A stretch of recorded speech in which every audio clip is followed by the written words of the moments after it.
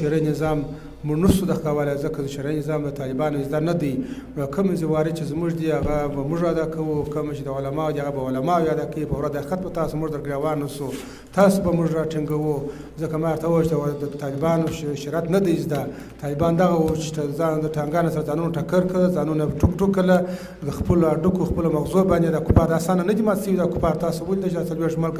محمد یوسف وفا والی گروه طالبان در قندهار میگوید که طالبان چیزی از شریعت نمیدانند و فقط آنچه طالب میدانستند منفجر کردن و تکه تکه کردن خود در برابر تانک و وسایط کمک. این مقام طالب از علمان دین برای تشکیل نظام شرعی کمک خواسته و گفته اگر طالبان را که از شریعت چیزی نمیدانند در تشکیل نظام شرعی کمک نکنند نزد خدا مسئولند.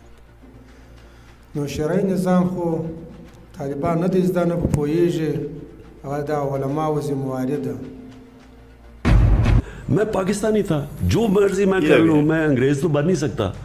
आप अगर गधे के ऊपर लकीरें डाल दें तो वो ज़ेबरा नहीं बन जाता, वो गधा गधा ही रहता है. तो इसलिए ویدیوی از عمران خان نخست وزیر سابق پاکستان در شبکه‌های اجتماعی منتشر شده است که در آن او خود را با خر مقایسه می‌کند.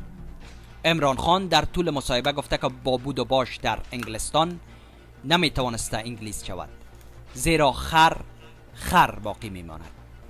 من هرگز انگلستان را خانه خود نمی‌دانستم، زیرا یک پاکستانی بودم. اگر روی خر خط بکشی گور خر نمی‌شود، خر می‌ماند. این ویدیوی عمران خان صدها بار به اشتراک گذاشته شده است.